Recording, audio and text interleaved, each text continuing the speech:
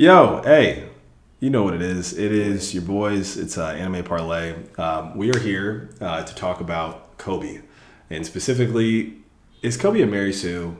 I feel like he's a Mary Sue. There's going to be a lot of debate. This is maybe a controversial topic. I don't think it is. I think it's pretty obvious, but we'll explain why. But like I said, it's your boy Killer Cam. We'll let the rest of the crew introduce themselves. What up, y'all? Peace and blessings. It's your boy Wild and Free. Yo, what's up? It's Mugiwara Mike. Yo, Bash Ketchum.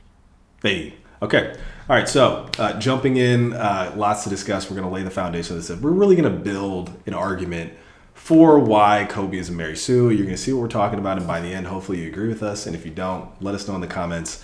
But first, let us dive into the research. So, okay. First off, what is a Mary Sue? Okay, so it is defined as a fictional character, often female, but not necessarily, who is perceived as unrealistically competent or lacking in meaningful flaws or weaknesses. One of the classic examples of like a Mary Sue, to some degree, maybe recently, would be like Rey Skywalker from the latest Star Wars, obviously beginning with Force Awakens, where like you have this character, yeah, she's got a training arc, whatever, but like she's like supernaturally competent for apparently kind of no reason. She's just super special out of nowhere, can do everything better than everybody else with a lot less training. So keep that in mind because we're kind of using that as a juxtaposition between the way that Oda introduces Kobe and the way that he develops, right? Okay, so ultimately, how is Kobe introduced?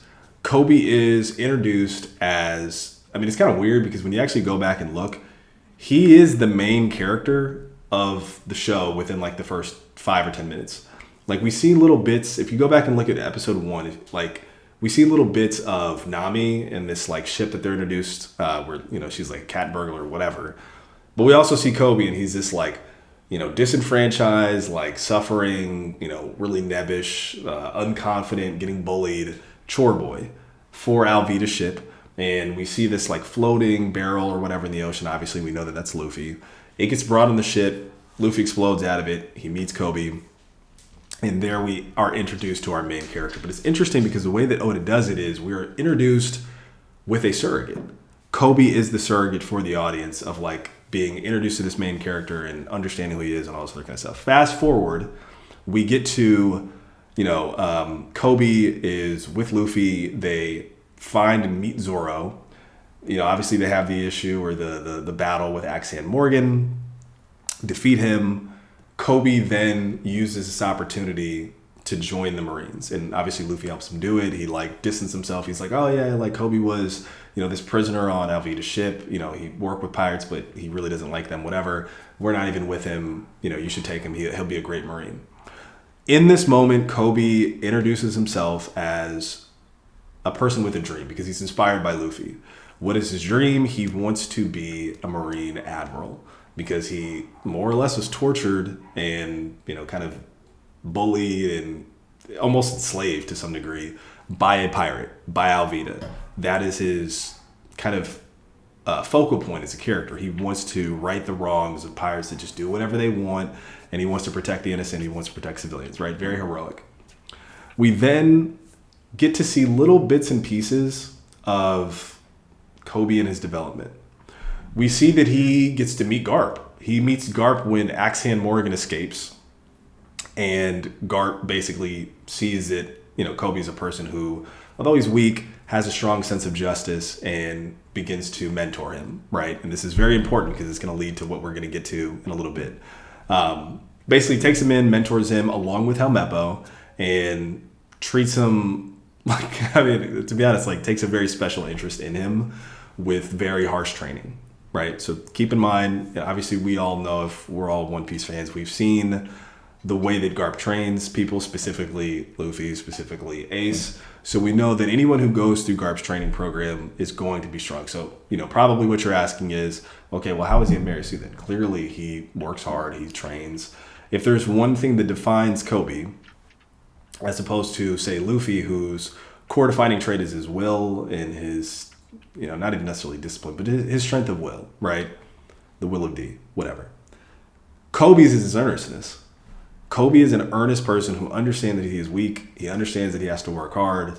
and he's willing to put in that work in order to like basically put himself in a position where he's on par with the people that we know in this world are very strong, right? That's also really important to keep in mind. Okay, so we have the foundation that Koby is training with Garp while obviously Luffy is in the field having adventures, fighting strong, powerful enemies. That is the foundation. So guys, just first off, like, does that feel accurate in terms of like a recap of like Koby? Like, is that's accurate, right? Yep. Yeah, that's the gist of it. Okay. All right, cool. So let's just run through this. We then meet Koby next, where he has undergone a transformation. I mean, basically, Oda completely changes his design. He's no longer like a small, weird, maybe it's just the art style at the time, like doughy, kind of like fat boy, right, with a weird head. He turns into this like strapping, like tall, thin, athletic build kind of guy. Supposedly it's a growth spurt. Yeah, basically. Supposedly it's a growth spurt, whatever. But like, blow up. He becomes like a little Chad. He's short, but he's like a little Chad. He's a short king, right? So we're gonna show this clip because this is where Koby reunites with Luffy, and we get to see just what he can do. So if you guys can just pull up that clip, and then we'll go through it. Mm-hmm. Okay, Yeah. and let's watch. 賞金首の海賊狩りのゾロですね。おお、ルフィの仲間じゃな。威勢がいいの。どれお前ら止めてみ。はい。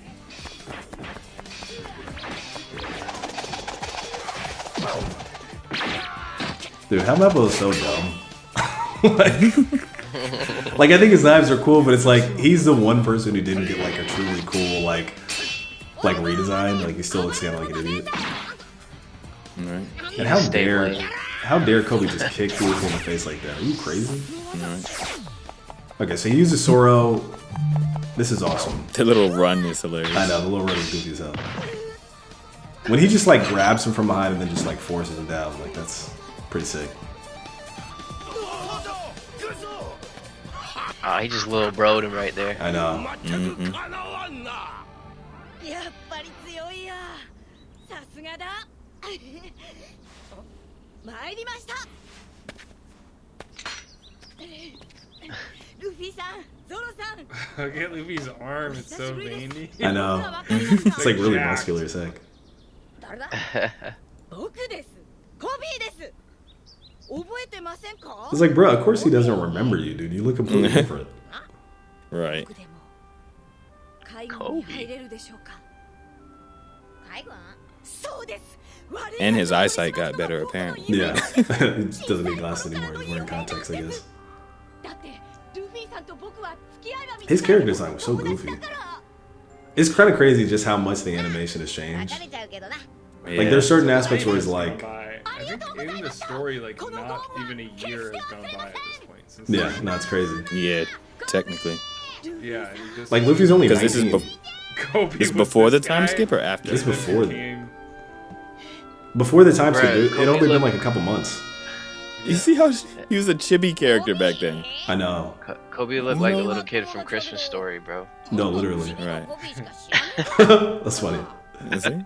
2 months そ will の do a コビ lot. ーです泣き虫でダメだったコビーです He's got that like swaggy Mediterranean bandana.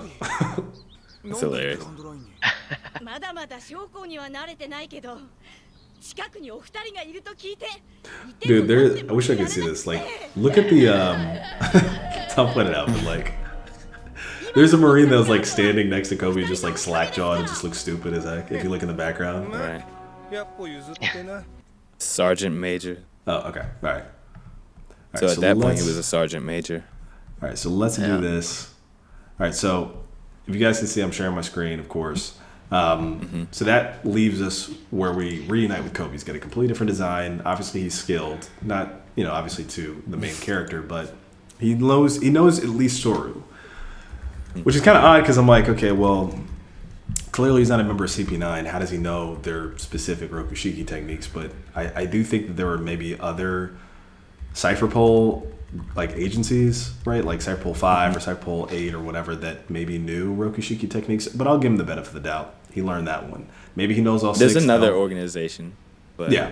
we can I don't talk think about that. I don't think he knows all 6, but like I think even at the time they said he knew 2. But let's just say that he knows all 6. I don't know. We've only seen 1, but let's just assume that he does, right? So pause here. The next time that we see Koby is at Marineford, because that's Enos Lobby. We have Thriller Bark, we have Chamonix Archipelago, we have Impel Down, and then we have Marineford. In Marineford, he tries to stop Luffy for, I guess duty reasons, and gets punched in the face for it, right? Just immediately knocked out. He is left unconscious. It's completely messed up, low diffed, one-shotted, right? The next time we see him is still within this arc. Now, this is interesting because, again, this is getting to the point of, like, where is their intertextual character development, right? And in this moment, his hockey is blooming because he unlocks observation hockey. He's like, oh, man, I can hear all these voices, whatever. We get, this moment where Akainu is basically just, like, killing everybody and anybody can get it, right? Which would be kind of nice if he actually was able to kill Blackbeard. He was talking a lot of crap to, like, Whitebeard, but, like, Blackbeard, like, he just had no response to, whatever. So, anywho, Koby steps up because all these people are dying. So, basically, Koby's like, listen, Ace is dead. We accomplished our mission. We have Marines that are on the ground. They're hurt. They're dying. If we don't stop this, there's going to be more people that die, and it's just going to be a waste, like, just to kill more pirates. Like, we're going to let our own people die just in order to kill more pirates. Like, that'd be crazy. Akainu is, like, absolute justice as hell, and he's just like, dude, I'm going to kill you just for raising your voice. Like, who do you think you are? I'm going to kill you right here on the spot. And it's interesting because Garp notices Koby, and he's like, Koby, like, whatever, like, what are you doing? And Akainu is just about to kill him, and then boom, Shanks arrives and saves the day, right? That ends effectively Koby's development within the pre-time skip. And we're Shanks says something pretty profound about him here too. Oh, sure, yeah, Also okay. like, so which Shanks also goes, is like, yo. Shanks goes, well done, young Marine. The seconds of courage you bet your life on creating, for good or bad, have just now greatly changed the fate of the world. And then basically, we have Shanks, and he goes, I've come to end this war. So Koby gives him the opportunity to end the war, right? Really big moment for Koby, right? Very, shows kind of like a future of the Marines with humanity and all this other kind of stuff, particularly in opposition to Akainu. No one's denying that that's a big moment for Koby in developing his character. Off screen, because now we have the in-between time skip. Off screen, and we're going to get into this very briefly, there's the Rocky Port incident. To summarize, basically there's like this kind of connected spat between Law, Blackbeard, and Koby representing the Marines at Hachinosu before Blackbeard basically conquers it. And in this place, Koby's there. He ends up protecting some civilians, and everybody kind of gets what they want. Blackbeard takes Hachinosu. Law takes 100 pirate hearts, offers that to the world government, gets his Shichibukai status, and Koby ends up becoming a hero, like a rising hero of the Marines. So we have this off-screen moment where Koby does something special, and he's considered this rising star, right? Then we have basically like the next introduction of Koby being special or whatever, with basically this kind of inner moment in Wano, right? Where Koby basically is at Amazon Lily to invade it, to imprison the ex-Shichibukai Boa Hancock. And within this, Blackbeard's there. Koby basically is trying to do something against Blackbeard, but is effectively powerless. A Silver Israeli comes, saves Boa Hancock, backs down Blackbeard. Blackbeard's still, for some reason, going to take Koby, or not Koby, he's going to take a whole bunch of Marines. And Koby goes, hey, listen, don't take them, take me instead. And Blackbeard does. He takes him to Hachinosu, which leads us to Hachinosu.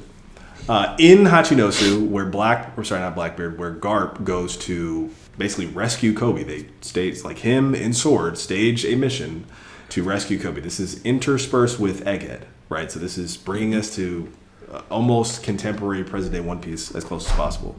In this moment, basically you kind of get this backstory of Garp, where he is talking about, kind of punching battleships. Like that's how he trained specifically with Akoji, right? And in this moment, he's thinking about Koby because he's like been hurt pretty severely. At this point, he has already been stabbed by Shiryu. He's like kind of hanging in there. Koby has already been freed, and he's just thinking about the past. And he goes, "Hey, Hamepo, Koby learns fast, but he's also hurt, or always hurt. I see those bandages on his hand." Then skipping over into, again, the continued monologue. "Oh, Koby's injuries. This is Helmeppo speaking. You see them on his hands and shoulders." And then basically we get this interesting flashback from Helmeppo, who is speaking to basically Koby recognizing like he has no natural talent. And he's like, that means that I have to work 100 times or 200 times harder. So even after these harsh trainings from Garp, Koby is working his ass off, like in the background, probably even beyond Helmeppo, in order to basically strengthen himself and to be prepared to basically be the Marine that can save innocents and save people and all this other kind of stuff, right? So we're going to pause here because the next thing that we're going to talk about is Garp having his own crazy feat of hockey use specifically. This is the craziest thing that we'd seen in hockey up until this point, because again, we hadn't seen Emmett's, release of Joy Boy's late in hockey.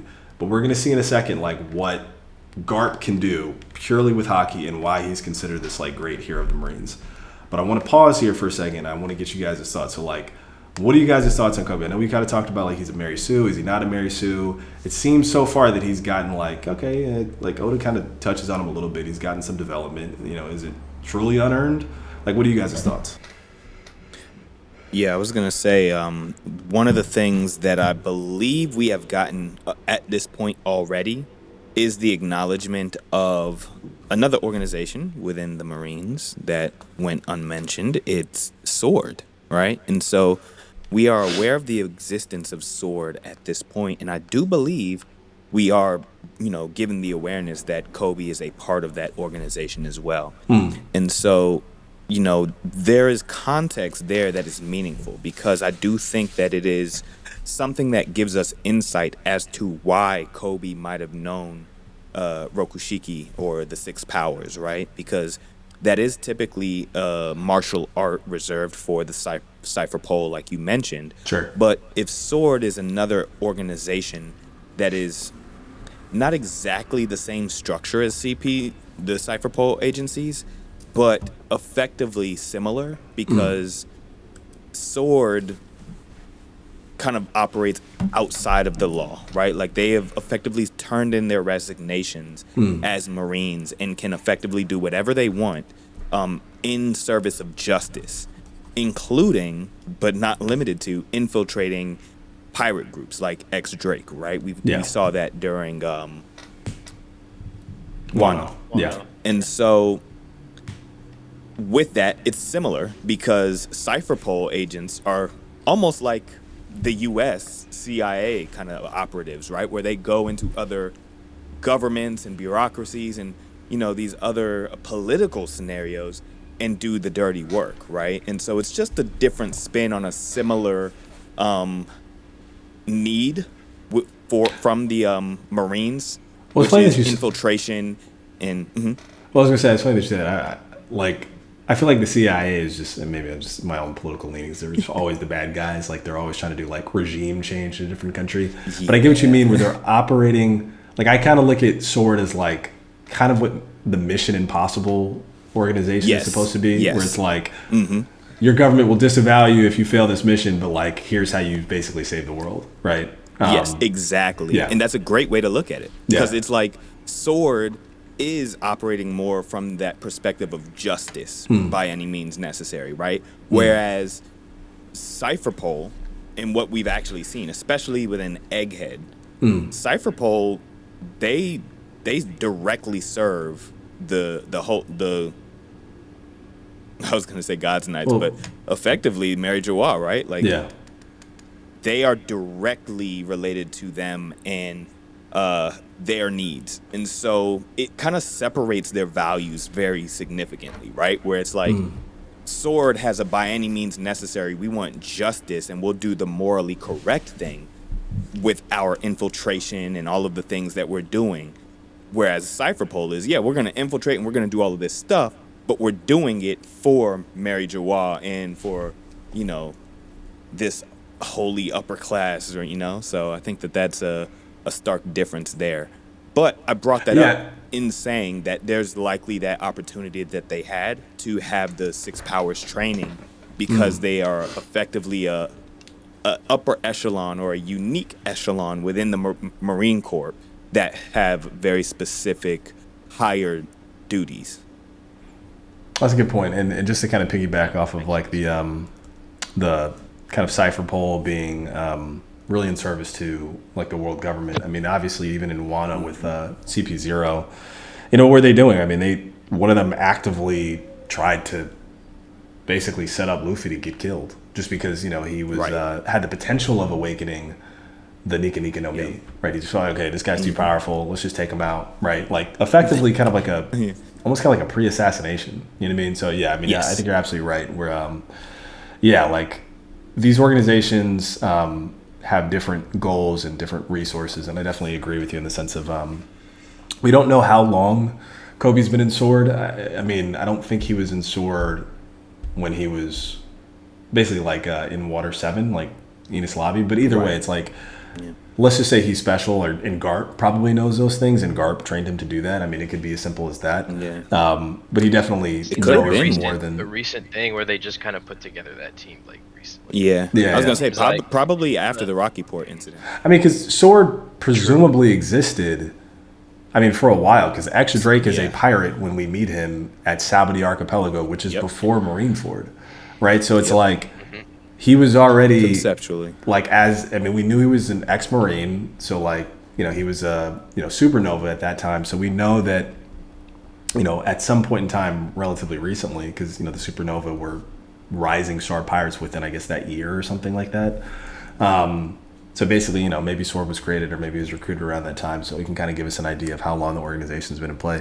But I do want to get Mugiwara or Bash, I want to get you guys' thoughts before we jump into particularly like this power scaling, because this is really where the rubber meets the road in relation to, you know, if Koby just knew maybe some Rukushiki techniques and, you know, was like a middling, decent, you know, rising star pirate Marine, the way that he's kind of presented so far, no harm, no foul. But this particular moment is where he goes from like, you know, rookie rising Marine to like something else entirely. But I want to get you guys' thoughts before we jump into that. Yeah, literally. Yeah. I mean, if I could put in my input real quick, Mugiwara. I mean, I think it's not unearned, and I do think it's deserved. Maybe the way it happened and the way it's happening off screen is maybe rubs a lot of people the wrong way somewhat. But as you mentioned before Kill the Cam, when we were doing the recap on Koby, I mean, Koby was the first character we get introduced to in One Piece. So he's you know, he's that first character, that first relationship that's built with Luffy, who's obviously the real main character. So you have to, Oda has to write in these power-ups for him. Maybe he could have done them on screen instead of off. But if Luffy's Ash, then Koby has to be Gary. You know, they need that rivalry to get better. They're iron sharpening iron. So I think it's well deserved. You know, his power ups are kind of sick, and you and Mugiwara like to glaze him a lot. But I mean, you know what I'm saying? Listen, Koby is that dude, but Koby is the One Piece. I think we're all going to recognize that pretty quickly. Mugiwara, let me get your take, bro. Yeah. So just to add a variety to this, based off like his training arc and how much they do talk about him like not even having the ability, but he's like working 10 times harder, is he didn't deserve it. He took it. And he now has that's that Koby that I love. Waiting for that. I think it's really interesting when you like look at Koby and all of like his interactions with pirates and Marines, like the stuff that he's doing. It's like, in a way, he's kind of like plays like an outlaw Marine where he's like doing things by his justice, but that's mad crazy to give yourself up for Boa. And like he's like talking to these head honchos, Yonkos. It wasn't for Boa. No, it was because he was trying to protect his Marines. other Marines. Like it was like 800 right, the ones Marines in stone, right? Like get taken well, as the ones, prisoners. Yeah. And he offered himself instead, and Blackbeard took him up on the offer. He's like, okay, well, you're like the rising star. Like you're worth more than 800 Marines, I guess. So like the stuff he's doing, but he's like he's in the thick of it. You know, even if it's off screen. Into the thick of it. Into the thick of it.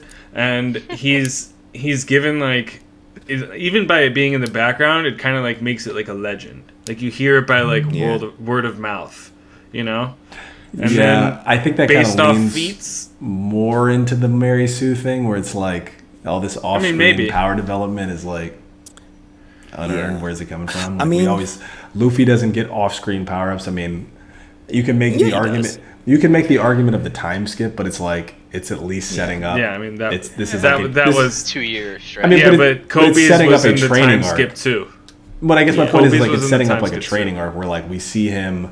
He has to take a break. And he has to say, okay, I cannot go any further. I have to stop and I have to like focus for 2 years, which by the way, prior to the pre-time skip, everything that happened was like a couple of months. So this guy's like, for sure. I need to stop what I'm doing. I need to put my dreams on hold so that I can solely focus on getting stronger, which, I mean, I do want to talk about this in another video. I think that's unfair though, because while he was doing that, Kobe was in a war and had finished his training arc. So Kobe was in a war? What war? Yeah, I mean, like the battle with the Rocky. Well, yeah, the Rocky Port incident, but it's like Luffy has those all the time. Luffy, like Luffy did for like 3 months straight, getting his bounty to like 300 but million that was berries. the point where Kobe became stronger than Luffy. Stronger than Luffy? I don't know, dude. I mean, here's the thing, because really, what we're arguing is like, what is the extent of growth with like natural talent with hard work? And to be honest, I mean, because we're not going to argue that Luffy doesn't work hard. Luffy puts his body through the ringer in order to like achieve what he achieves. You can make the same argument with Kobe, but it is not the same thing. Like just because we see Zoro training all the time. Zoro's not like a slouch. Zoro is like constantly lifting weights on the Sunday. That's like all he does. And like when they're traveling, that's all he does is like when he's not drinking, he's like working out. That's his sole focus. So the idea that like, I mean, we'll get into it in a second, but like the feats that like Kobe's able to accomplish purely through just doing more reps. I don't know. That's the way this world works. Let's jump into it. Okay, so you guys can still see the screen, still sharing. Yeah. We're now looking at Garp, who is going to invade Hachinosu to basically get Kobe back.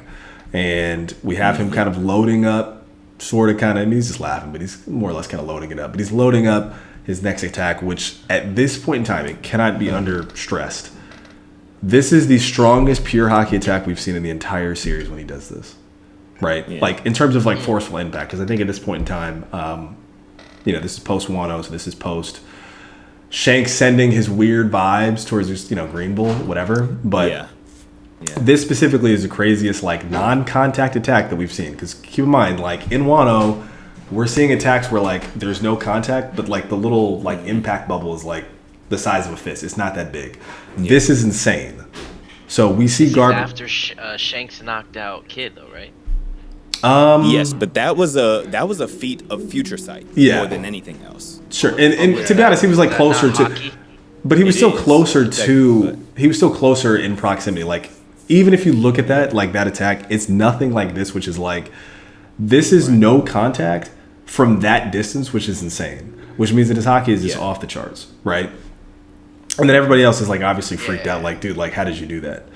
Then the next thing that we see is the impact, right? Which is like, it's this almost like bomb level, like, blast that just destroys like this aspect of the town, right?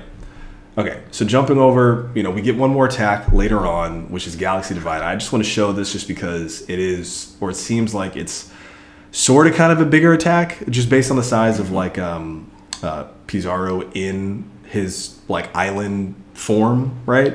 Yeah. It just seems like a bigger attack, so I just want to kind of call attention to that. But let's load up the second clip and let's watch Garp actually do this. Let's just see the animation. How I feel about the animation. I think it's a little overwrought, but it's the best. I'm gonna go ahead and hit play on this. Roll the tape. All right, so let's roll the animation. Roll the tape. All right. I love Garp, bro. I just love this guy. Dude, the way he like launches up the boat, right? that might be the greatest level of hockey, dude. I will say this: the anime does do its thing. Like it does make these moments seem cool as hell. Oh yeah, incredible. The music was awesome here too, and like that red glow to it and everything. Like it's almost like it's imbued with Conqueror's hockey. Yeah. Like, I do love how he like really reps Koby though. Like he really shows love to him, and it's nice that he's got like another protege, because obviously it didn't work out with Ace, it didn't work out with Luffy. They all became pirates, but like, and it didn't work out with Dragon. Koby's like the surrogate son that he wants, or at least grandson, for sure. which is nice. It's nice to see. That did the right thing. Yeah, for sure. Which is why you the can't best. kill Garp. Garp's not dead. He's never gonna He's die. beloved. I don't know, man. Alright, man. He better not die. I'll find Maybe Oda. like a Last of Us situation. Oh wait, what? This guy. But this is what I'm talking about. This takes too long for him to make impact. Like he turns into a star. Like like as like an asteroid coming to like what? He's like, dude, just galaxy, bro. Really amping it up. And then we're gonna see the blocks. We're gonna see the classic blocks. 3D blocks. Let's do it. That was sick though. Incredible. Nah, that was insane. That was insane. God. The anime made it so much better than that little bubble on the manga. The anime. I mean, I feel you, but much better. I don't know. Okay, That was so incredible. Wow. okay, so we see the Galaxy Fist, and then after that, we have this moment, right? And it's kind of interesting because, and I'm not going to go through all the pages. Like, obviously, if you're fans, obviously, if you're watching this, you know what the heck we're talking about. Koby has this mission where Garp goes, listen, I'm basically done for, right? Like, here's what I want you to do. He doesn't say that, of course, because they don't know that yet. But he's like, I want you to basically be the hero that I know you can be. Like, you have this giant fist, and it's about to destroy the Marine ships. They're all thinking about, like, okay, we got to abandon the ship. We got to get out of here. And nobody believes him. Like, nobody believes in him, which is a great moment. I'm just going to read through this. But, like, you can't, Koby, it's too dangerous. Just watch as your ship is sunk and your fellow sailors scream and die. If you flee to open water, Akaji will freeze you. So basically, Pizarro's just talking shit. They're like, abandon ship into the water. Captain Koby, we just can't run. Or, like, just run. We can't stop them. Hey, Koby. And then he goes, destroy it or they'll die. People will die because of me. This is obviously an inner monologue of Koby. And he goes, I have to show and prove, because he was entrusted with the mission of you destroy the hand. Prince Gruz, you catch all the debris. And Helmeppo, you just make sure nobody bothers them. And Koby has his honesty fist, honesty impact, whatever you want to call it. And just to show the devastation of this, and we're obviously going to see it in the anime in a second, he punches basically like a straight beam through a giant hand. It cannot be understated. We'll see it in the anime, how big this hand is. Yeah, look how small he is. Yeah. It's crazy, yeah, versus how small he is. He punches like... We've only seen that with like the king, I think it's like Isabella or whatever from Dressrosa, and even then it's nothing compared to this. Everybody's freaked out. Pizarro's hand is jacked up, and everybody's like, "Oh my god, you know, Koby, like, let me give you some cutty." And yeah, it's just this crazy moment. So we're gonna show our last clip, and then we'll show the last little couple pages, or whatever. And then we're gonna really dive into this moment, and specifically how Oda is setting up Koby to be this, let's just say, incredible Marine. So we'll dive into this this clip, and we'll start it now.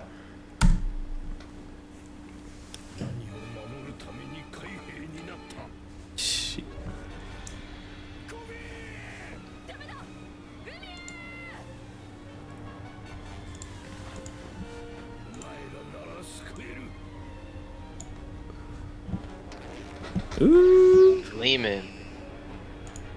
Aki, bro.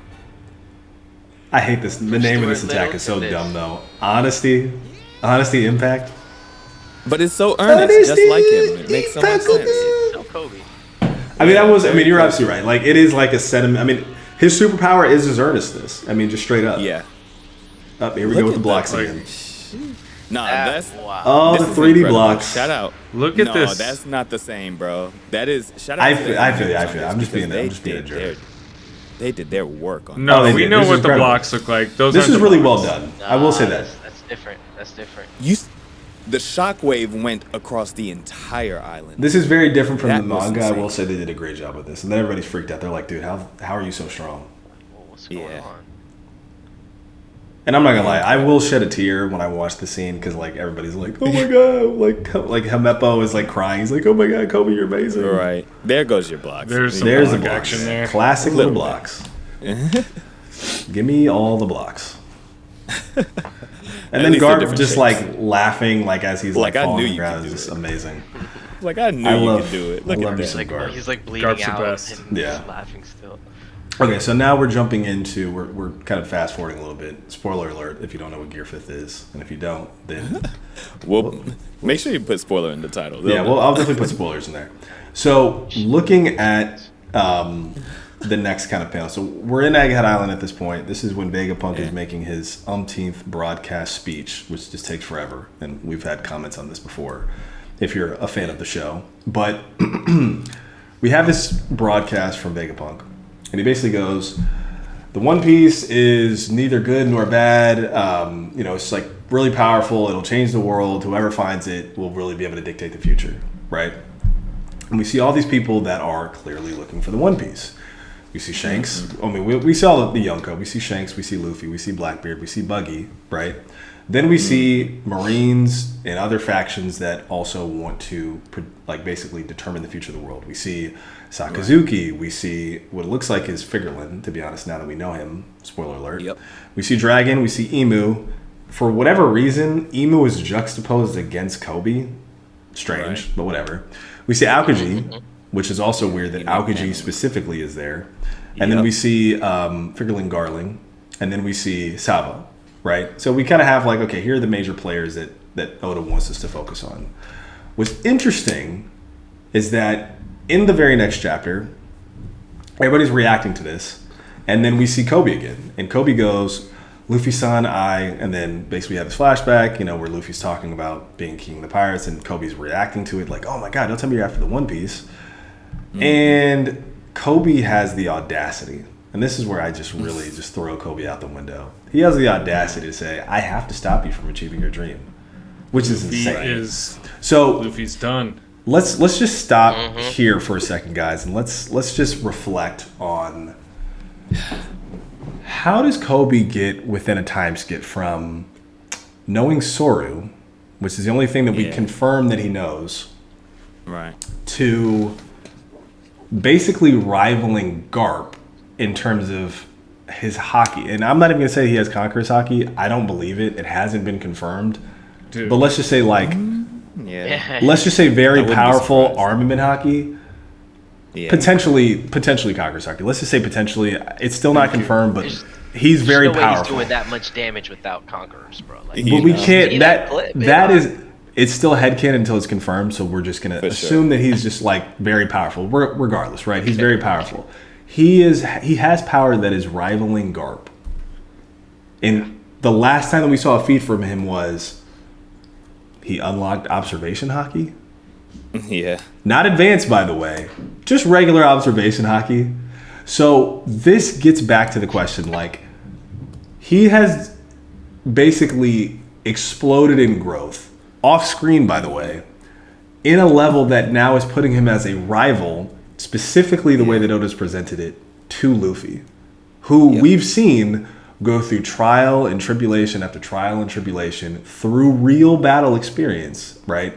And even if you're going to make the argument, well, Koby's doing the same stuff. He's a Marine, he's a rival, he's a mirror of Luffy, he's supposed to be the next Garp. We're just not seeing all this stuff. Okay, here's a problem that I have with this, and this is my thesis, and I just want to give this to you guys, and I want you to chew on it, and then we'll just obviously talk back and forth about this stuff. But here's my general thesis. This is a reason why Koby doesn't work, and to a larger extent the Marines don't work, which is it is very difficult to take Koby or take the Marines seriously as a faction, as a rival faction, when you effectively have this very common problem that everybody in the One Piece community can attest to, which is Admiral glazing. The only people who get love on the Marines as a faction, who get development, who get screen time, are the Admirals. Right. Period. Yeah. Right? We've gotten 5 of them. We've gotten 5 of them. 6 if you want to count Sengoku, but 5 of them, right? Aokiji, Kizaru, Akainu, Fujitora, and Green Bull. They are the focal point of like the height of the power of the Marines, right? For good reason, even though I would argue that like the Fleet Admiral should be that, and we haven't really gotten too much love for Sengoku, but whatever, right? Well, they're the paperwork guys. Sure. Sengoku in there, yeah. But the point being is like, people have been making the argument, well, okay, well, who is next up in line? It's the vice admirals. But like instead of promoting a vice admiral up when you had 2 open slots, because obviously Aokiji leaves and Sakazuki gets promoted to fleet admiral, what happens? Oda introduces 2 green, like 2, I'm not going to call them green, they're experienced, but 2 admirals that we've never heard of, never seen before. Completely just vice admirals are irrelevant. You don't really need to know anything about them. There's a lot of them. If you look into it, there's a lot of vice admirals. We know almost nothing about them. The strongest, actually, we got 9 in Egghead. Yeah, there's a lot of them, but like the one that you really know is like technically Smoker, and Smoker has been like, I mean, for lack of a better word, he's been like slapped around the entire non-existent. World. He's been slapped around. He was supposed to be the rival to Luffy. He was supposed to be the next Garp. And Oda's like, okay, Smoker, his fruit is dumb, and now that everybody knows hockey, he's completely useless. He's got that stupid like sea stone thing. This sort of kind of doesn't even make any sense, but whatever. And instead, again, all of our attention is focused on the admirals, who, by the way, are worth all of the attention they get. It's always interesting when an admiral is at play. The problem, though, is that there is so little development for people that are below the line, for your vice admirals, for literally any other rank, up to and specifically including Koby. So that's my take. If you really wanted to show that Koby and specifically the Marines, but let's just say you wanted to focus on Koby as a representative of a rising star Marine, you would show him defeat a pirate that we know is evil, and like, even if it's like 2 or 3 chapters, like the way that Oda's been doing, where he kicks off to like a different part of the world and a different story, we would see, even within 3 or 4 chapters, like Koby, even in a cover story, Koby doing work to a well-known, or to a known villain that we know is bad, right? So maybe it's Doflamingo escapes, Koby stops him. I don't think that, because it's obviously too much of a parallel between Luffy fighting Doflamingo. But let's say it was but that's meaningful. Let's say it was Edward. Capone. Let's say it was Edward Weevil, right? We know that Edward Weevil is strong, right? He's Whitebeard Jr. Maybe he's causing a ruckus because we know that he is. What if it was Koby who, like, we see within 3 or 4 chapters take down Weevil? We know that he's strong. He's Shichibukai status, at least he was. It would be nice to see some kind of feat in the world, not off screen. And it doesn't take very long to demonstrate that Koby is also working and developing on the side, tackling down big pirates, ridding the world of like bad people in order to, I mean, shoot, you could even say like Shiki the Golden Lion, who we know is out there somewhere, right? That wants to destroy the world or cause like a big world war. He was at contention to be the, next kind of pirate king or whatever. Like, give Koby that moment, but like, unfortunately, Koby gets none of that moment, none of that like story real estate. So when you see these big feats like him rivaling Garp, him challenging Luffy, they just like, don't feel it authentic. Would be sick for the story if he like took out a supernova. I feel like that would be really like story. Yeah, I mean, honestly, like, I mean, all this, almost all the supernovas have been kind of portrayed as like potential allies or ready to be allies to Luffy, except for Ooooh, which everybody's like, okay, where is he going to show up? Where is that guy, right? Yeah. But I'll leave you guys with that. I mean, I know I've been talking for a while. We had to lay the foundation for Koby, because otherwise this like whole debate's not really going to make sense. So if you're still watching, thanks for sticking with us. Panel, please give me your thoughts. Well, I personally think that Koby has gotten similar treatment to Luffy. You tried to bring up the time skip, and you were mentioning like, oh, it's setting up a training arc. It was setting up a training gap. We didn't actually see what was happening, right? Like, we got, see you next episode, and then a little break, and then he's stronger the next time we see him. We do get flashbacks of him training, right? And that's also kind of what we got with Koby, right? We kind of see a little flashback through Helmeppo's eyes about how he was training with the battle bags, whatever you call them, the boats. Battleship bags, yeah. Battleship bags, right? And so we kind of get the foundational piece, like, okay, he has been training behind the scenes.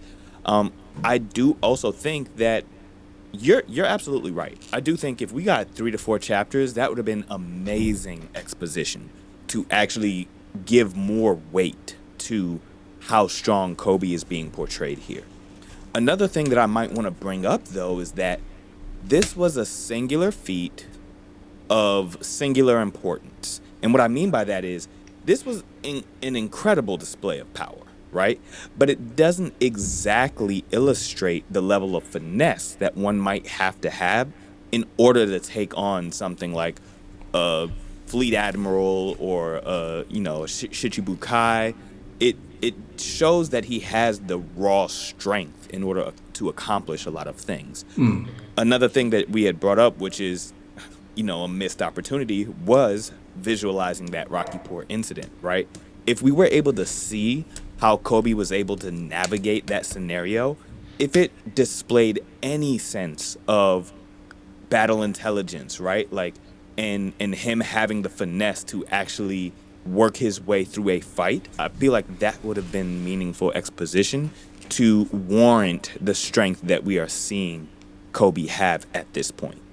But with that being said, I don't necessarily feel that it is unwarranted because it is a singular display of force, right? And it's not actually showing, like, say for instance, it was like he one-punched Pizarro and Pizarro was like down for the count completely, right? Like that would be, okay, that's Mary Sue level, right?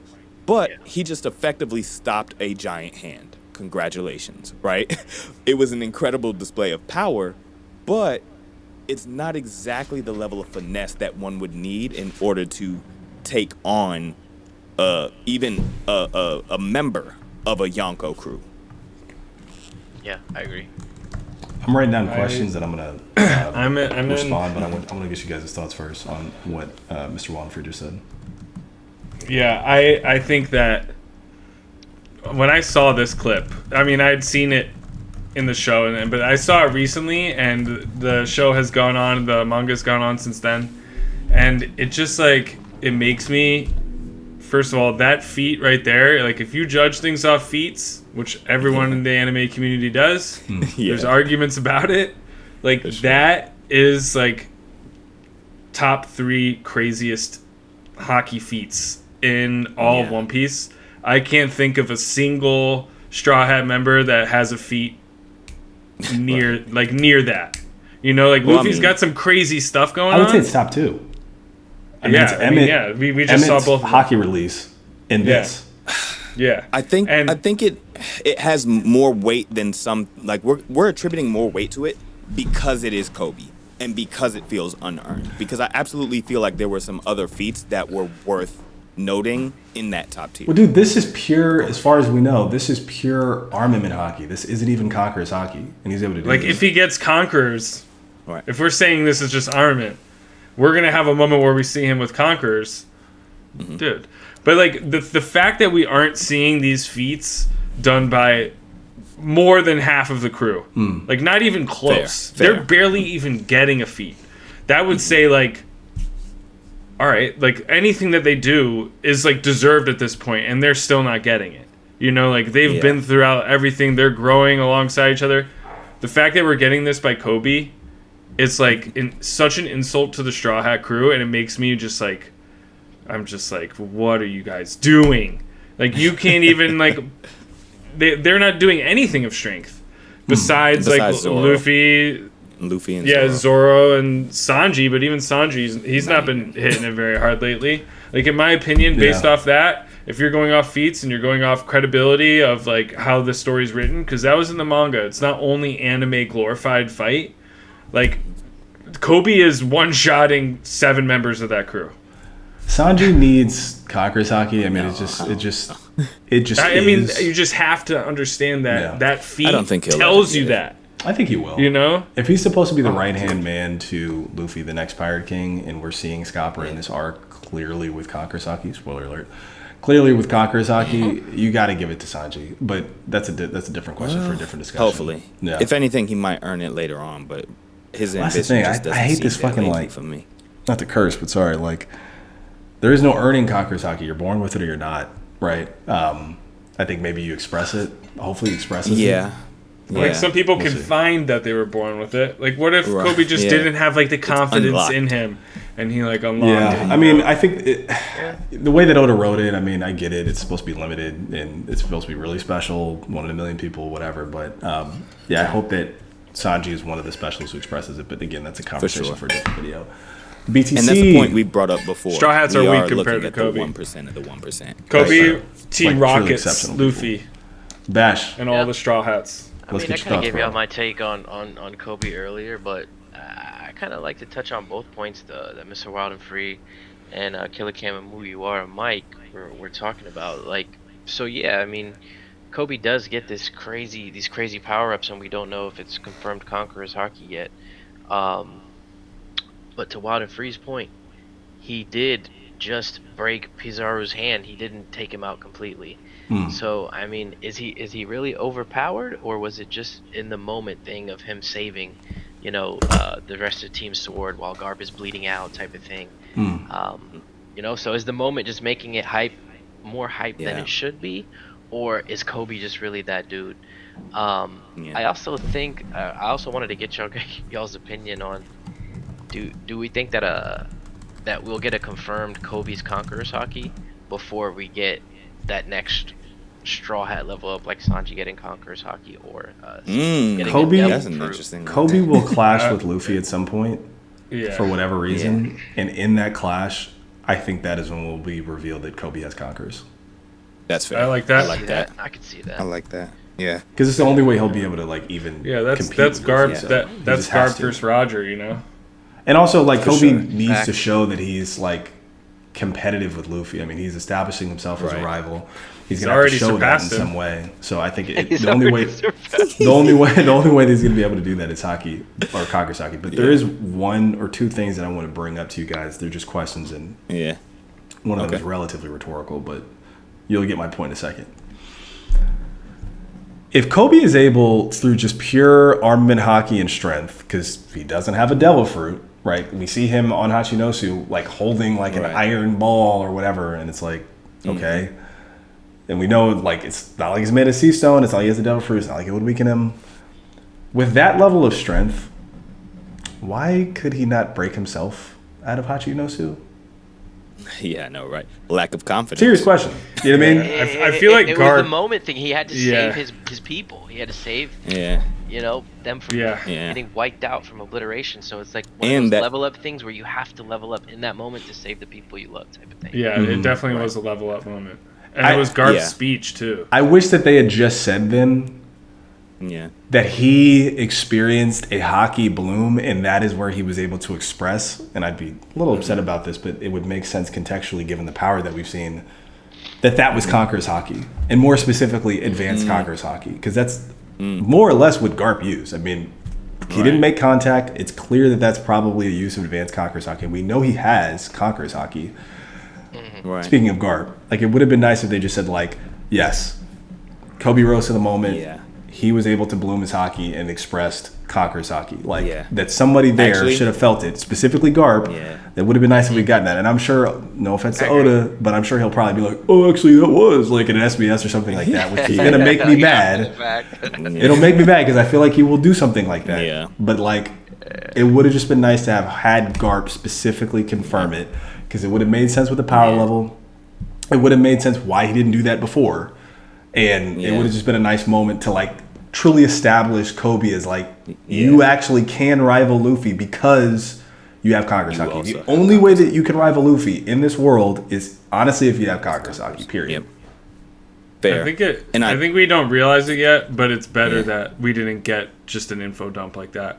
Maybe. Like Even if it wasn't an info dump, we could have gotten the same thing that we got with Zoro, right? Where it's like, even if it was like the smallest portion of the panel where we see a strip of pirates blacking out, just from the sheer force of his punch, that would have been enough of the fodder was right there. You're right. The fodder was right there. So that would have been an excellent opportunity, even just for a glimpse, to show that, okay, maybe he's awakening Conqueror's Haki, and that's why he was able to do that.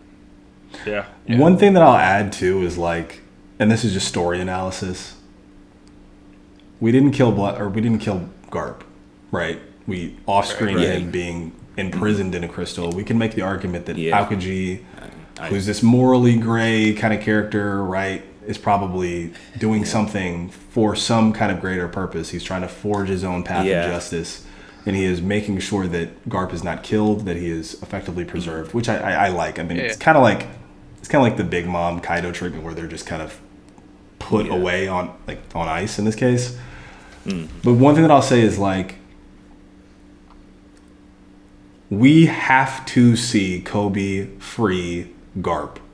That has to happen. It's got to be Koby. Love it. And like, it has to be a mirror to Luffy freeing Ace and failing to protect him and failing to ultimately like make the rescue successful. I mean, and you can make the argument that like Ace kind of brought that on. I mean, Ace saved Luffy, but whatever. Like, he still rise to the taunts of Akainu and ended up getting killed for it. But Koby has to reverse that plot, like, illusion, stigma, the parallel, and Koby has to succeed where Luffy failed. It just has to happen. He will. It just has to happen. He will. And I'm hoping that Oda is setting it up that way. That's and cool. pays it off in that way. But like, you cannot have Koby escape, and you know the future is entrusted in him, and he leaves his mentor, and to be honest, like probably one of the One Piece favorite, at the very least Marines, but I'd say favorite characters, alone to die. Yeah, for sure. And it cannot be Luffy who saves him either. It's got to be Koby. Nah, that would be weird. Honestly, though, well, I mean, I might be in like a solo person in this regard, in this perspective. And I don't even like saying it because it would have not been fun, but I kind of feel like Garp should have died. I kind of feel like Garp should have died in that moment, and like we got confirmation that was the end of him. Why? And the only reason why I say that is because it would have made his lesson that much more impactful, right? Because in the exposition, when everything unfolded on Hachinosu, we got flashbacks to Garp giving the young Marines a lesson, right? About, hey, if there's a scenario where you can only save one individual and you have a child, you have an elderly person, and whatever else, right? Like, who would you save, right? And everybody's like, oh, well, we should save the elderly person. He's like, wrong. You save the future generation and you leave that old person behind. That was the lesson that he gave, right? In the exposition as everything. Well, it was a flashback, but we got it during everything that unfolded at Hachinosu. And so with them successfully saving Koby, getting on the ship, and him saying, like, good job, everyone, you know, that's the end of the mission, y'all get out of here. If he died in that moment, that would have been such a chef's kiss moment. It would have been bittersweet, absolutely, right? Like, I would have been upset. But at the same time, it would have just made that lesson so much more impactful. Right now, he exists in a gray area, and we don't know. Even if I would love to see Koby come back and save Garp, it would lessen the impact of that moral lesson he was trying to teach them even more so. Yeah, I mean, I could definitely see that. I think the only problem is, like, if Garp wasn't Luffy's grandfather, I think that you probably would have seen that. But I think that he is too important of a character to Luffy to die without Luffy being around. And for specifically for Luffy to just hear about it, like, in the paper or something like that, I just don't think Oda would do that for a character that is because, you know, it's not just Kobe's ties to Garp, it's also Luffy's, right? Like, Luffy, that is, he doesn't have a relationship with his dad, right? He's never even met him, right? Or at least he's not aware of it.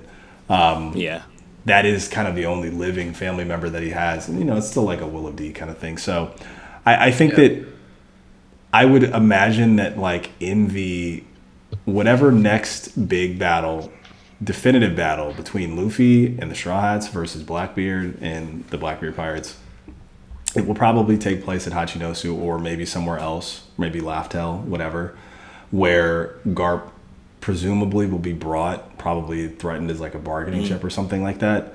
And I assume that it'll be very similar to God Valley, where Koby will be there because Koby will also be wanting to rescue Garp. And I'm sure that Luffy will fight Blackbeard and entrust Koby to be the person who takes out, or not takes out, but saves Garp. And I'm trying to figure out who Koby would have to fight, because it's probably, like, honestly, maybe that is where we're going to see Koby use Conqueror's Haki. I would love to see is. Koby fight Aokiji. I was just gonna say that. That'd be interesting. On, That'd be really interesting. Yeah. Yeah. I mean, I could see it because who else is Aokiji really gonna fight other than right? I was just gonna say like one of the reasons. I think another reason, like I agree with you, Mr. Wildenfree, that like if he did die there, like we would all be super upset, but that would have had some serious weight behind it. Besides it only being like plot armor because of Luffy. Yeah. I was thinking like maybe it was taken as a little bit of a tool to talk about where Aokiji's head was at as well in regards to what he thinks about Garp, and like hearing that speech and like being a part of that whole thing and like knowing that he was trained by Garp, like maybe that's also like a moment in time where Oda's telling us like, all right, we don't know everything about what Aokiji's doing right now, but it has something to do there. But I agree with you, like if he would have died there, that would have been insane. Also, like hearing about if Luffy heard about that around the world, like it would change a lot of things. That would have been absolutely insane. And to your point, very fair about the morally gray aspect of Aokiji, right? Killer Cam, you brought that up as well. I would say that Garp surviving does aid in further exposition for Aokiji, right? For sure. And most especially because of that panel that you showed, Killer Cam, like at the end there when it had the 4 emperors at the top, and for whatever reason, Aokiji was present separately from Blackbeard, right? Like it would have been another story entirely if, say, for instance, Zoro was also in one of those panels, right? That would be totally different. Well, everybody there had their own motivations. Like that was the underscore, right? Yeah, exactly. Because I mean, I'd have to go back and look, but I don't even think, other than Aokiji, there was any other member of the Marines other than like Sakazuki, who we know is trying to instill absolute justice in the world. So like everybody has their own motivations for like how they want the world to be, including Aokiji, which is interesting. Yeah. Right. Separate from Blackbeard. So he's gonna play a big role, Aokiji, some way. And I mean, I think we all know Aokiji's gonna die in some way, but what? Koby, dude. I think he is. I wouldn't be surprised, honestly. Good matchup for Koby. I'm saying this now. Yeah. Aokiji's gonna get his rematch with Sakazuki. Oh yeah, dude. You know what I mean? In some way. I'd like to paper. I would like to see They fought before. We know that like Luffy's got this. Unfortunately, Luffy is fighting so many villains at this point, right? He's gonna fight Emu. He's gonna fight Blackbeard. Blah blah blah. Whatever, right? Yeah, he's got way too I don't know if he's got the bandwidth to also take down like Sakazuki. And obviously I'd like to see that just because Sakazuki killed Ace. But I wouldn't be surprised if like that is, I don't know, deferred to, because it can't be Dragon. It can't be Dragon because Dragon has no relationship to Sakazuki. But somebody who does is Aokiji, who battled him before. Do we know that he has no relationship to Sakazuki? Well, I mean, that's true, but he never. Don't they say he was him. like, you think he's an older, more powerful Marine before he left and became a revolutionary? He could have been boys with Sakazuki. Yeah. I mean, it's possible, but I don't know. I feel like we would have been fed that in some way. I mean, Sakazuki knows that Dragon is Luffy's father. He reveals it at Marineford, but he doesn't comment or anything like that. There's nothing that implies that he has like any kind of personal relationship with Dragon, I think other than Sabo just him being an infinite could be revolutionary. a potential matchup, obviously, because he's Ace's brother and he also has the flame fruit.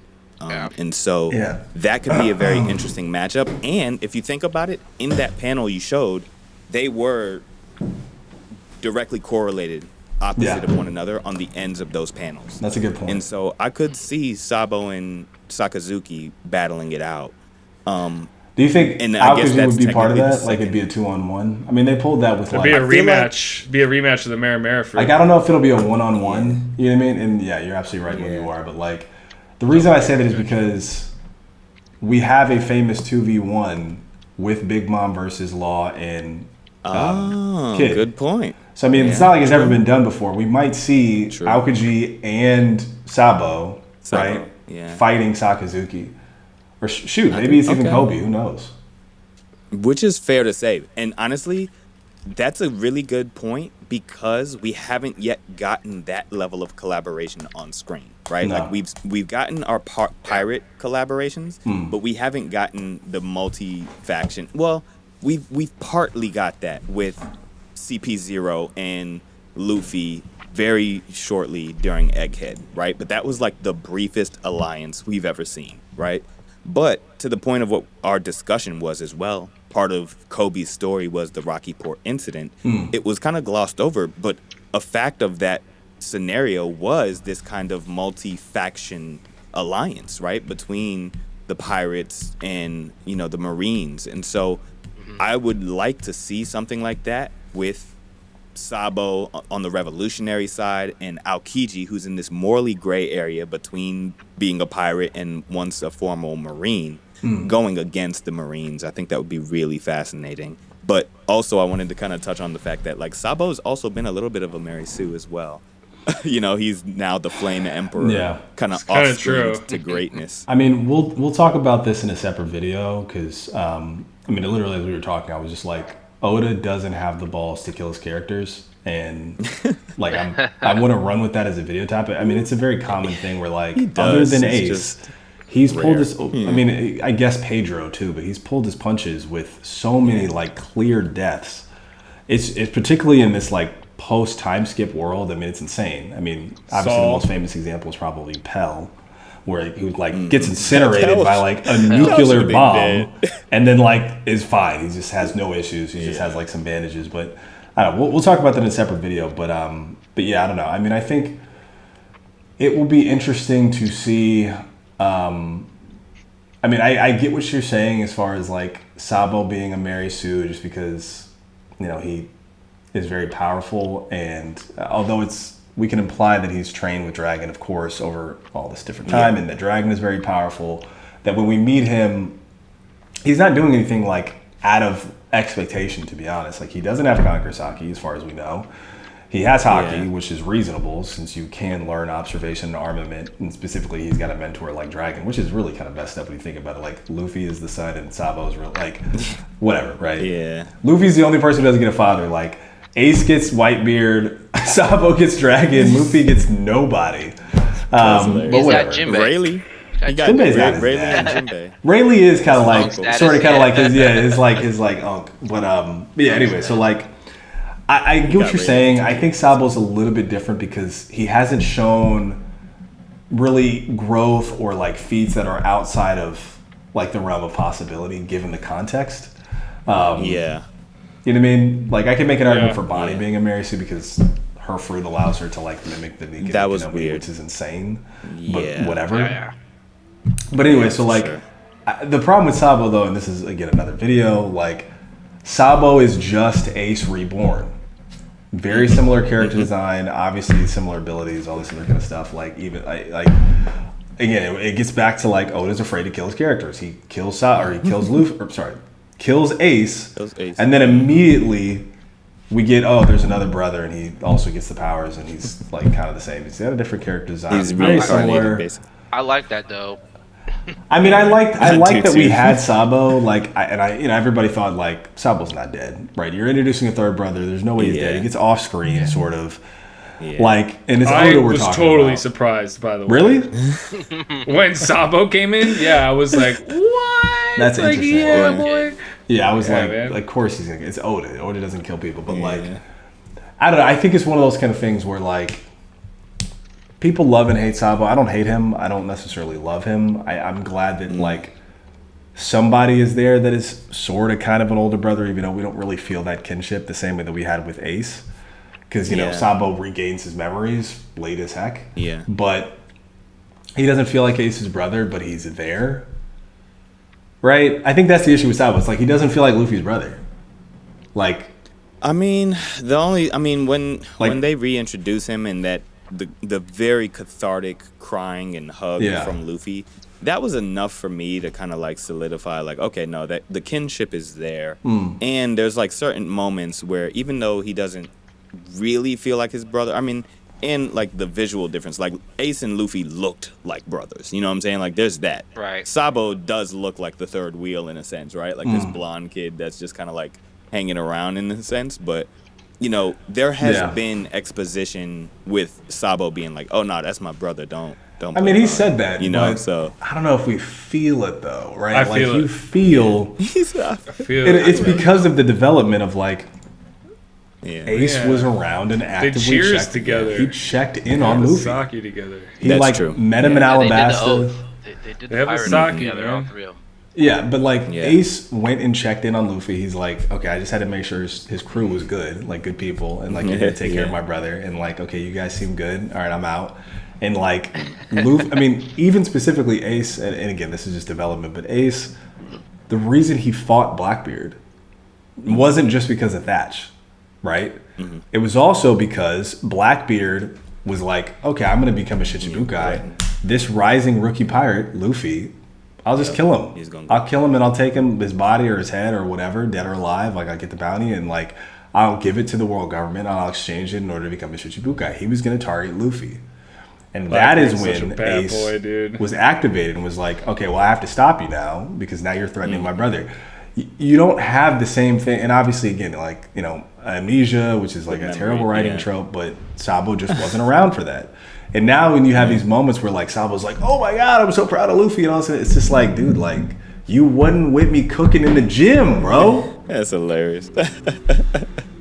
I feel you. Hopefully we get more of those moments that sew Sabo back into the story in a meaningful way. Yes. Because it's not impossible, right? Like, especially during the Wano arc, we got some additional Ace love that we were not expecting. And it was, especially if you watch Oda can't let Ace go, bro. Like, he can't let him go. He like keeps breaking the up. That's how you know. It's like, dang, I shouldn't have killed him. And gave us some of the best like visuals that we have gotten in the anime up until that point, right? Oh, yeah. Like that story with Ace and Yamato.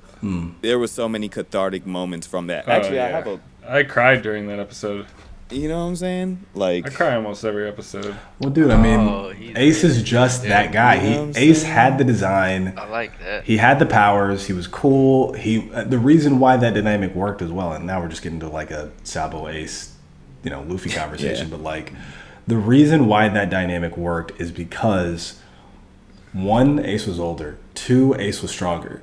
At this point, like, even the reason why the Marineford reunion was so cathartic was because Luffy was weaker than Ace and was there doing everything that he could to save him anyways. Sabo is not stronger than Luffy. Luffy is stronger than Sabo, period. So Luffy doesn't need Sabo, so you won't get those cathartic moments of like an older brother coming to protect his younger brother. Luffy doesn't need him like that, and it's unfortunate, but like it just is what it is. Let me put it this way. I would say Sabo is on par with Zoro and Marco. That's where I would put Sabo. And if that is indeed the case, if that is indeed the case, he can at least provide some meaningful coverage for him. We need to see Conqueror's Haki, and then I'll give it to you. Until we see Conqueror's Haki from Sabo, I cannot put him in that place. Okay, fair. I agree with that, Cam. That's fair. I believe he got it. He probably does. We just haven't seen it yet. Title. He got to get it. He got off screen that Flame Emperor title, but yeah. What's his rank in the Revolutionary Army again? He's like first commander, basically. He's up there. Yeah, Which is like number 3. I think he's number 2. Number 2 or 3, yeah. Maybe because he's effectively the face of the that's Revolutionary saying Army you're right now. number 2 of the most wanted man in the world. And you're going into Mary Joie doing crazy heists. You're like doing all this. He's escaping from the Emu. 4. What? Right. I mean, he escaped Emu and the Gorosei. Like all of the Gorosei, he got away from them, and then more specifically, he's got a Logia. He escaped. And he's super. What's the name of the attack that they use? The Emu uses. Like basically where they like wipe an island out. I forget the name of the attack, but they used. Oh yeah.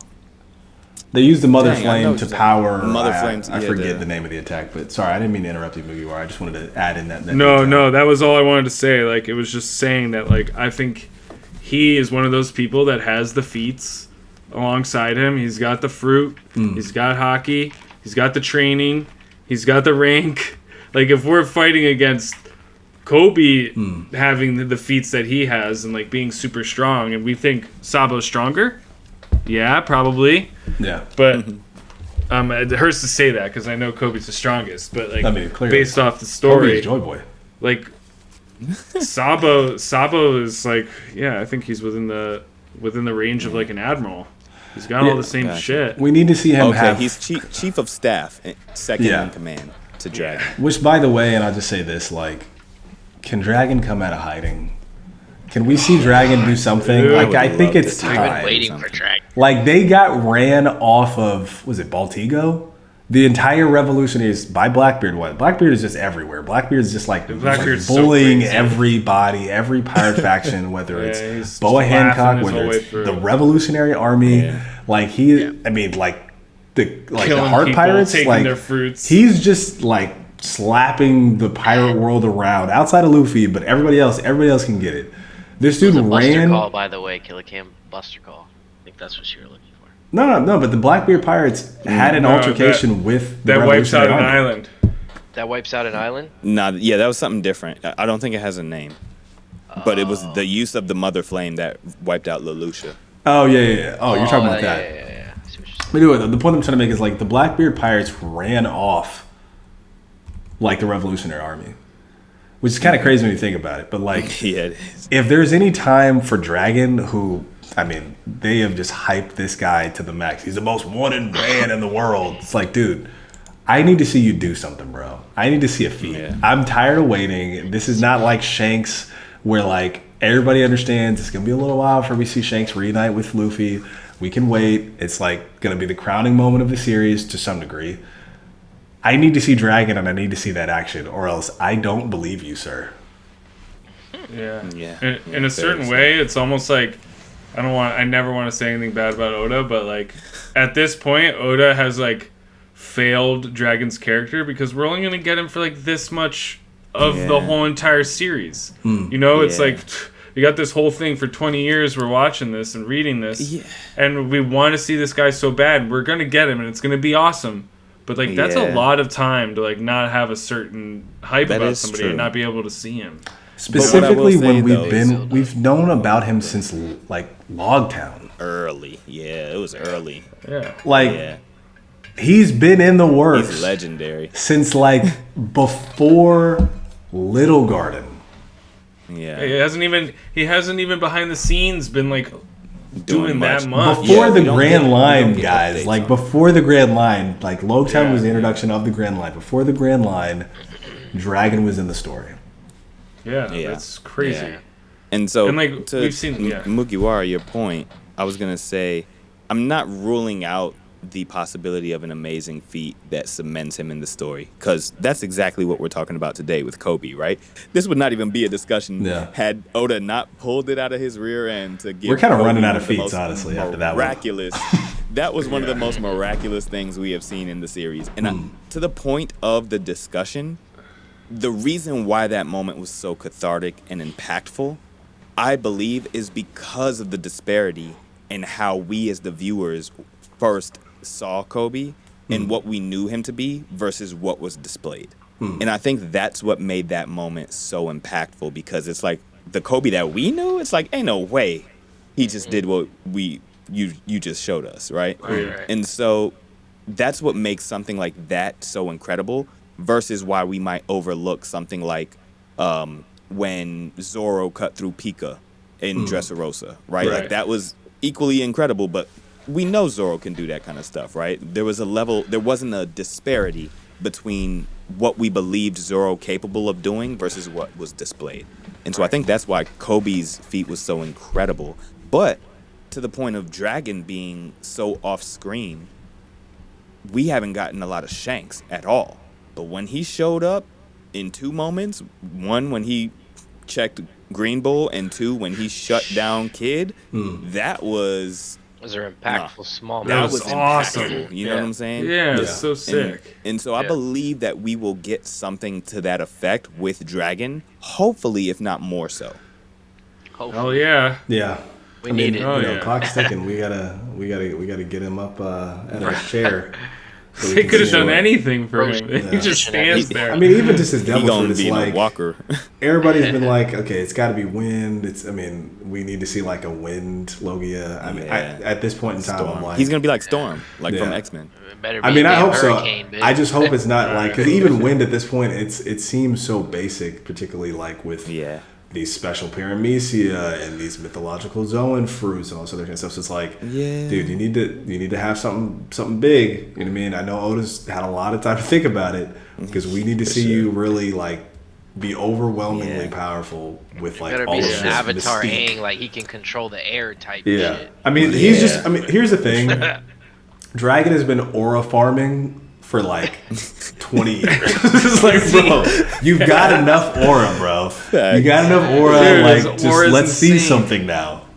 It's almost so insane that it like I'm just like not. I don't even know if he's like a person in the story. I know, right? Just pure aura. Just an aura. What's funny is like we haven't reaped the rewards of his aura farming, but we have gotten a couple of derpy moments from Dragon, right? Like, which is kind of funny to think. Like, we've gotten derpy moments out of you before we've even seen you make good on all of this aura farming you've been doing. Like, don't be derpy before you show us how amazing. I know, yeah, it's crazy. Yeah. And I think it's also kind of funny though that it's like so many people have had relationships with Dragon, but Luffy. Like, I just think that's kind of funny. It's like, oh, you're like, you Everyone always like stand loves in this Dragon. direction, like facing your kid, but it's like Nico Robin has a stronger relationship with Dragon than Luffy does. Obviously, Sabo. Sabo. Like, They should be talking to Luffy like, you remind me so much of your... Like, Robin should say that to him sometime. yeah. Just like... Well, she's got a crush on him. Like, Robin has... It's been implied that Robin has a thing for Dragon. Which makes you kind of wonder, like, Kuma, what were you... what was the point of sending Robin to the dungeon with Dragon there? You just sent her to the Dragon lair. The Dragon's dead. This is for the Patreon. Let's... This boy, he's like, I'm gonna send this one to the. I was like, I know what kind of girl Dragon likes. I'm gonna send it to the boy. Send it to the crew. It's like, bro, what are you doing, dude? Like, she didn't even learn anything. I mean, what did she really learn? Like, I plead the fifth. man, it's like, bro, this dude just. That was unsanctioned. This boy Dragon gave Kuma. He's like, hey, Killer Camp bedtime. Dragon pulled a ditty, bro. Dragon pulled like, I want that one. Go get that one for me. Oh man! On blackball us for that alone. You're gonna have to bleep that one out. Hey. That's algorithm, man. You know. All right, it's been a long one. Any final thoughts? I mean, if you guys just want to glaze Koby, like, that's absolutely fine. I still think he's a bit of a Mary Sue, but like, he is a very earnest character. He is very endearing in that way. Although he works hard on the side, I think that some of the feats are a little outsized for how hard he's working. But he is a very fun character to watch, and it is nice to see him grow and to develop. And the way that Oda is setting him up to be a rival, I think it's a little fast, but it is interesting to see. We needed to see a Marine. Smoker, get out of here. We needed to see a Marine that was actually interesting, that had heart, and could be that Garp figure for Luffy. What do you guys think? For sure. I agree. Yeah. I agree. Yeah. It was too many backwoods, boy. Yeah, he's starting to put a little bit of that wacky tobacco in cigars. his cigars. It's You know? yeah, he's just. I mean, he did get a nice little like refresher on the design aesthetic after the time skip, but that did nothing for his power. I mean, yeah, he he's gets this new design, and then out. he gets the Punk Hazard, and then immediately just gets like manhandled by like Law in like 2 seconds, Right. which was crazy because like, That's hilarious. you know, we hadn't seen like a Logia Marine get like handled like that, and he just does. He just gets his heart thrown out. He gets a girl's heart put in his body. Like, it's crazy, bro. Like, he really just got like kind of cut, bro. Yeah. It's like, you're a girl now. That's hilarious. Yeah, I don't know. So good. All right, we all good for final thoughts? I know it's been a long one. Yeah. Yeah. All Okay. good. Koby, aka One Piece. Yeah, Out. Koby is Joy Boy. He's Joy Boy Krispy coming Kreme in. Kobe. Glaze. Hey, Not the glaze him up. It's hilarious. All right, it's been Anime Parley. If you watched, I mean, it's like a full-length movie at this point. I might cut some of this, maybe not, but we'll see. If you've watched with us for this long, you know how we feel about Koby. Koby is he is the shit. But you know, there are some questions in relation to his rise to power. But whatever, he's still fun to watch. It's your boy Killer Cam. You know, we do this twice a week. And I'll let the rest of the crew introduce themselves. Go ahead. Introduce. Peace out. Oh, I guess. Say farewell. Close out. We at the outro now, y'all. Peace and blessings. It's your boy Wild and Free. I was walking so long that the What'd you get today? It was like at 1.9. It's 5 miles. Yeah, that's a good one for you. I actually did like a 0.7 before our call, and then I started it over again. So probably about 2.7, 2.6. You inspire me, Mr. Water. Mugiwara Mike, I'll be back next week. Believe it! Oh, yeah. What do you guys think? Bash him. Believe it. That's funny. Later. All right. Before you guys jump, good news. No break. There's a chapter this week. We're going to talk about it. We'll probably record it on Thursday, depending on when it drops. We'll try to have something out by Friday.